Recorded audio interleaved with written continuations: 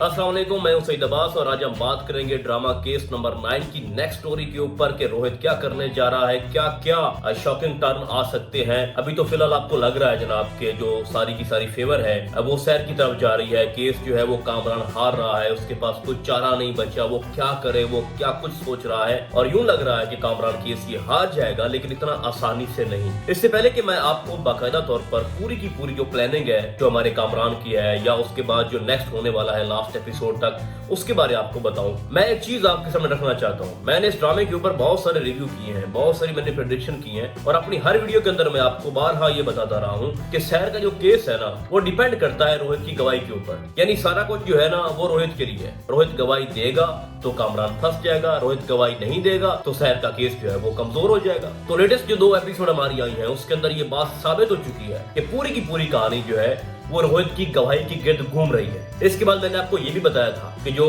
मनीषा है वो अपने शौहर रोहित को छोड़कर चली जाएगी। तो एग्जैक्टली ऐसा ही हुआ है कि आपको जो नेक्स्ट टीजर दिखाया गया है उसके अंदर जो मनीषा है वो छोड़कर जा रही है, सामान पैक हो चुका है, अपने बेटे को लेके वो साथ जा रही है भाई। तो इस हवाले से भाई साहब मेरी जितनी प्रेडिक्शन है वो तकरीबन सच साबित होती है। तो अगर आप ये चाहते हैं कि पाकिस्तान के ड्रामों के ऊपर बेहतरीन रिव्यू और बेहतरीन प्रेडिक्शन जो कि तकरीबन सच साबित होती है वही आपको सुनने को, वही आपको देखने को मिले, तो इस चैनल के साथ आप बने रहिए, इसको आप सब्सक्राइब करना मत भूलें। तो चले भाई शुरू करते हैं। जैसा कि आपको दिखाया जाता है कि कामरान जो है वो मिन्नतें तरले कर रहा है इस वक्त रोहित के और इमोशनल ब्लैकमेल कर रहा है कि तुम्हारे अलावा मेरा है ही कौन, हम बचपन के दोस्त हैं, ठीक है, मेरी बीवी मुझे छोड़कर चली गई है, मेरे पास मेरी बेटी नहीं है, आपको मेरी बेटी की फिक्र करनी चाहिए, उसका फ्यूचर आपके सामने है, मुझे जेल हो गई तो फिर उसका क्या होगा। यानी आप फैसला करो, आप सैर के साथ हो या फिर मेरे साथ। फिर आपको एक और सीन दिखाया गया जिसके अंदर जो कामरान है वो उसको ये समझाता है कि आप जाकर सैर से बात करो, ठीक है। ये मैं कुछ पॉइंट आपके सामने रखना चाहता हूँ जिससे कुछ चीजें जो है वो साबित हो जाएंगी कि नेक्स्ट क्या होने जा रहा है, ठीक है। कामरान ने भेजा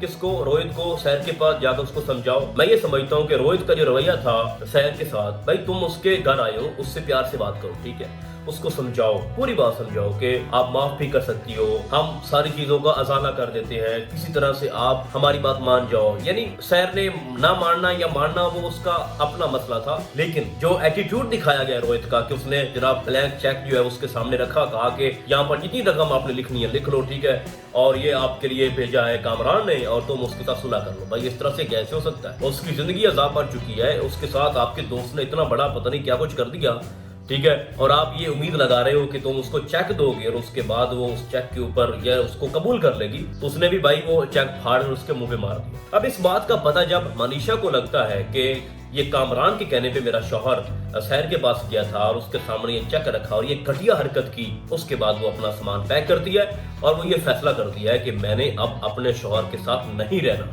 यहाँ पर दाद देना पड़ेगी मनीषा के किरदार की। बहुत कम होता है कि कोई शख्स किसी के लिए, गैर के लिए, जो आपका अपना नहीं होता, सिर्फ इंसानियत की खातिर वो अपना घर, अपना सुकून, अपना फ्यूचर तबाह कर रही है मनीषा। उसने सब कुछ दाव पे लगा दिया। देखो जो बचपन के दोस्त होते हैं ना, जो मुखलिस दोस्त होते हैं, उनकी बड़ी वैल्यू होती है, बड़ी कदर होती है उनकी। अब यहाँ पर रोहित फंस गया, एक तरफ बीवी और एक तरफ उसका दोस्त है। अब वो दोनों को नहीं खोना चाहता, दोनों में से अगर वो किसी एक को भी खोता है तो बहुत बड़ा नुकसान है हमारे रोहित का। लेकिन वो करे भी तो क्या करे, फिलहाल वो फेवर कर रहा है कामरान की, किसी तरह से वो बच जाए, लेकिन मनीषा उसको छोड़कर चली जाती है।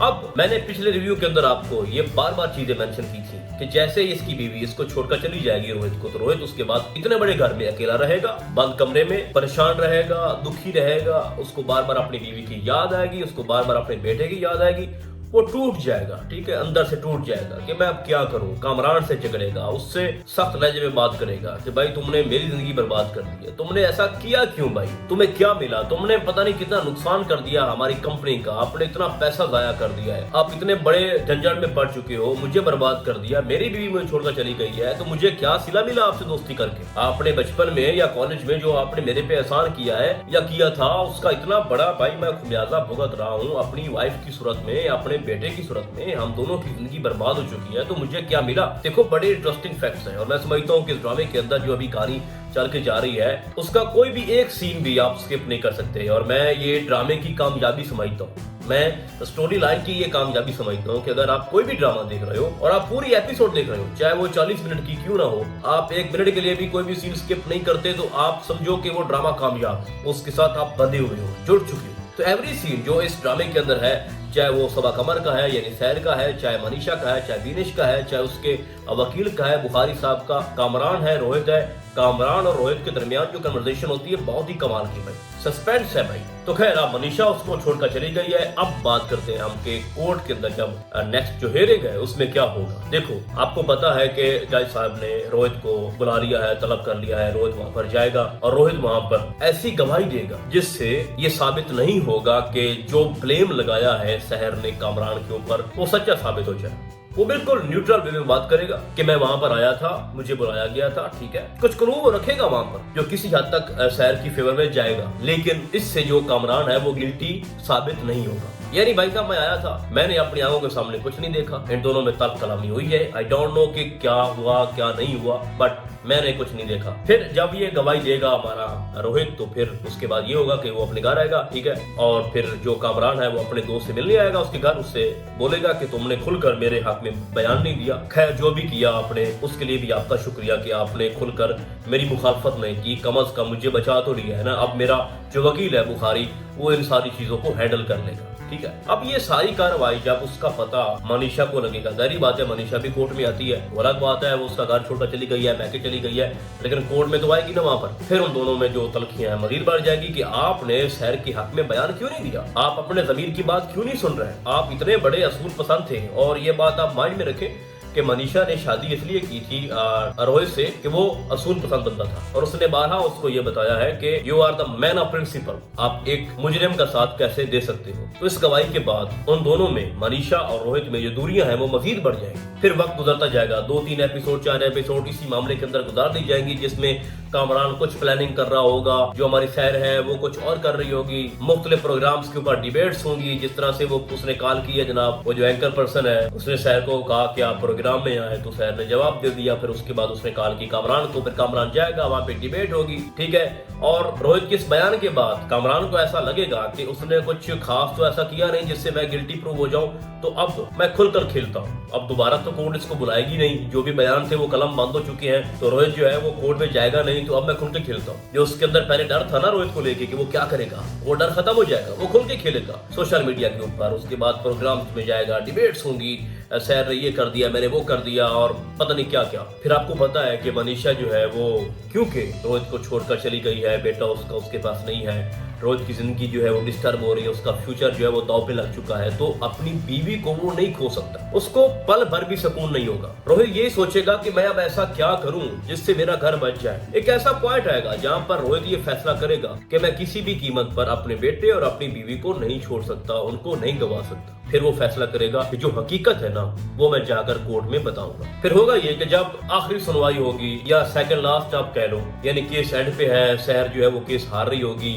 वक्त जो है वो रुक चुका होगा। जिस तरह से आपको बहुत सारी मूवीज के अंदर ये देखने को मिलता है कि वक्त रुक गया जनाब, गवाह आ रहा है, अब पता नहीं कोई नया क्लू मिलेगा, कोई नया शॉकिंग ट्विस्ट आएगा। यानी अब होना है तो फिर क्या होना है, एक वक्त ऐसा आएगा कि आपको लगेगा कि जनाब कामरान जो है वो बरी हो रहा है, जो एलिगेशन उसके ऊपर सैर ने लगाए हैं वो झूठे साबित हो रहे हैं, और कुछ भी नहीं है सैर के पास, उसकी वकील के पास, और बुखारी केस जीत रहा है। ये मैं आपको सेकंड लास्ट एपिसोड की बात बता रहा हूँ, या फिर वो लास्ट एपिसोड भी हो सकती है, इन दोनों की बात मैं कर रहा हूँ। फिर सारे गमगीन बैठे होंगे वहां पर, मनीषा बेचारी रो रही होगी, शहर जो है उसको लगेगा कि मैं केस हार रही हूँ, ठीक है, सारी जो चीजें हैं वो फेवर में जा रही हैं कामरान के, अब हमारा क्या होगा। शहर ये फैसला कर लेगी कि मैं खुद के साथ कुछ बुरा कर दूंगी, क्योंकि पिछला जो जीना है वो मेरे लिए हराम है, मैं अब क्या करूं, ठीक है।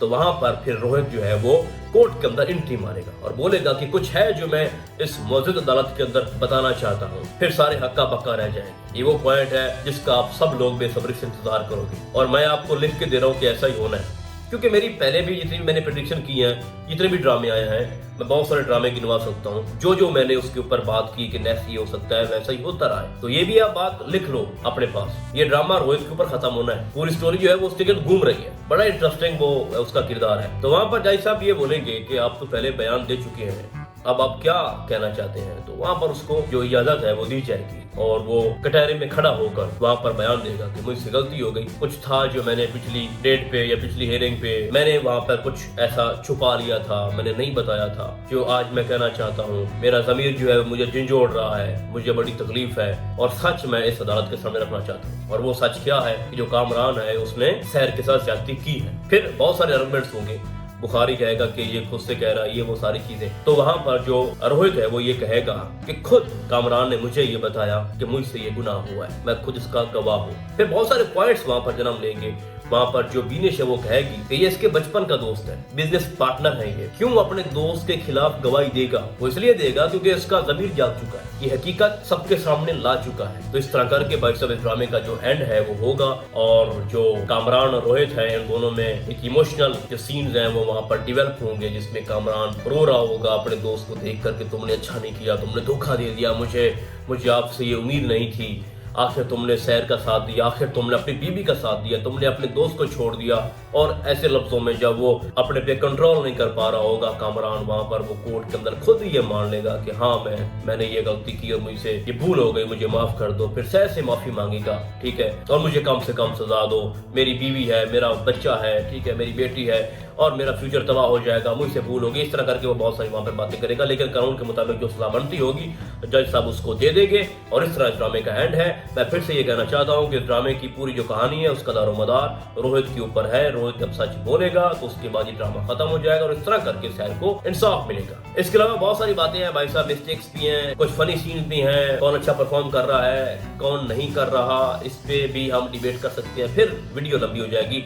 तो इन सारी चीजों के ऊपर हम बाद में एक वीडियो बनाएंगे और तफसील से बात करेंगे। तो फिलहाल आज के लिए बस इतना ही। हम आपको बहुत जल्द मिलेंगे किसी और ड्रामे के नैरियो में, तब तक के लिए अल्लाह हाफिज।